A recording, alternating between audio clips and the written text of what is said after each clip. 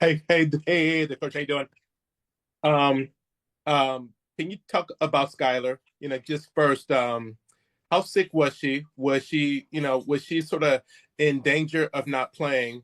And then two, can you take us through that last play? Was it anything like I'm remembering Las Vegas at home earlier in this year? Skylar had the ball at the top of the key.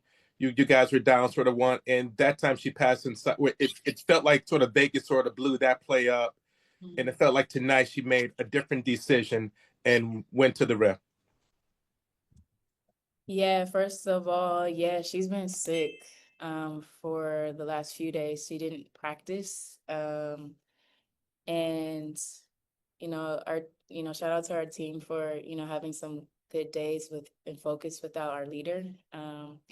One of our leaders. And I think coming into Atlanta, I was unsure. We were unsure if she was gonna be able to play just because the energy level, still has some working through her sickness.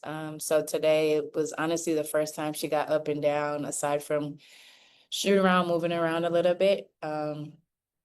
Sky is a competitor. She is a passionate basketball player.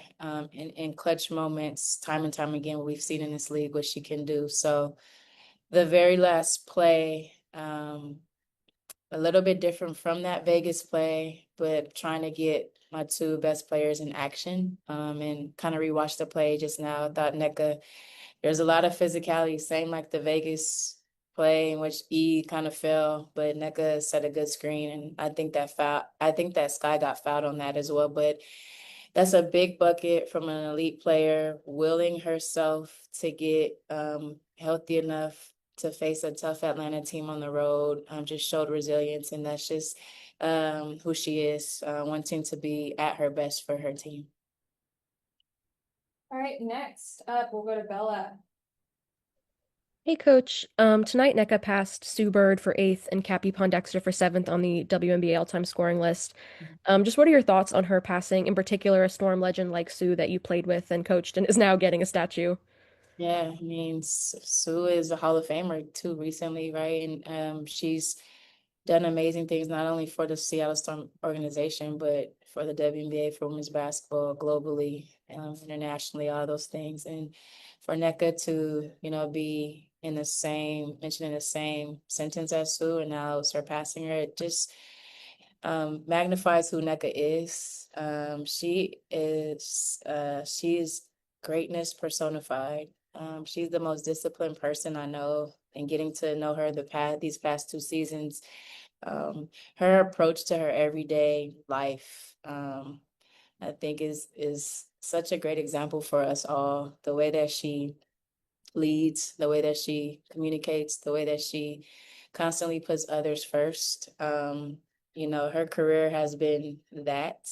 She's been super efficient throughout her entire career, and that's a lot of buckets if you think about that list, Cappy and Sue. And to be doing it in a Storm uniform is special. For me to be coaching her and just kind of seeing the sustainability that she has had over her seasons.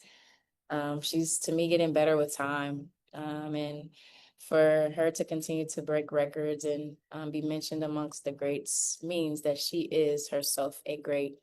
She's going to continue to do great things for this league. She's going to continue to do great things for this team. And I'm just kind of basking in her excellence. All right, next, we'll go to you, Maz. Yes.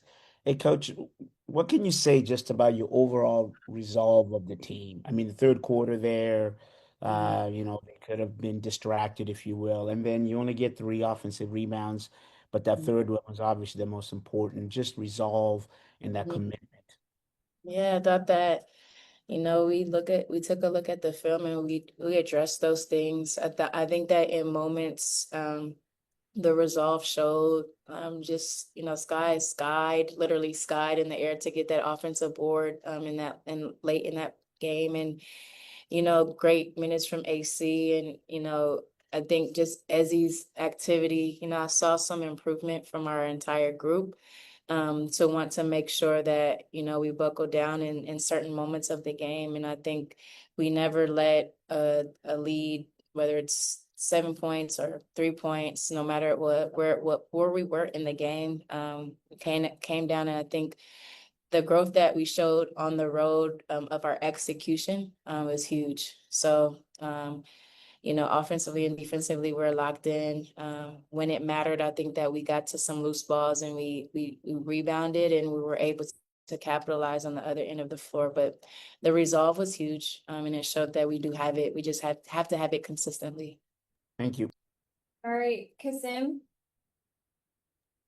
Hey, coach. So Atlanta going into this game, the best team in the league at keeping their turnover count low. You guys go out there and force 17. How'd you feel about how you guys were deflecting balls and getting in the passing lane specifically? Yeah, I think at halftime we had charted about 22 or 24 deflections. And we try to finish with at least 30 plus a game. And that was indicative of our activity. And I think it started with Ezzy. It's tough to defend BG and Jones in the paint. And I think our on-ball pressure was good. We had some schemes for Gray, some schemes for the others, and I thought that we utilized not only our physicality but our intellect today to make sure we were locked in on our schemes.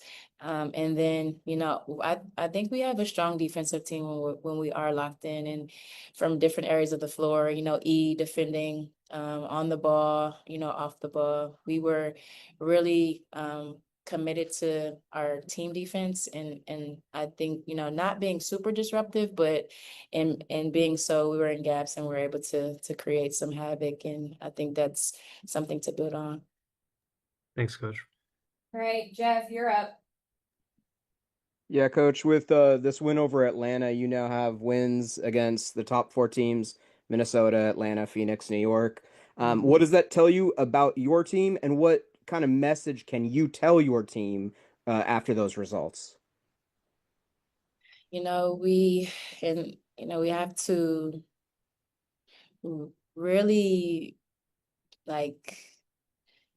understand who we are when we are playing at a high level. When we are locked in, we're a really good team. And when we when we're not locked in, the energy, the effort, the execution, we're just not a very good team. So I think for us to really own it, it's time to show and prove every single game.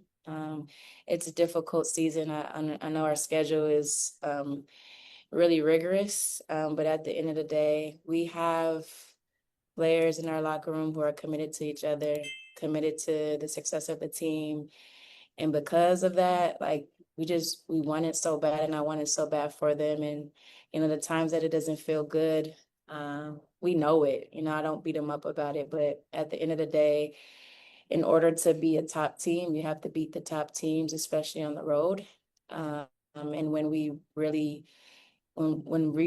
understand who we are, I think we'll kind of continue to find success and hit the ground running and have some consistency. It's about being confident in ourselves, and I think that can't waver no matter the day. So I just want our team to continue to understand that we have the pieces to have confidence in each other and in ourselves, and continue to play some really good basketball. All right, thank you, coach. Thanks.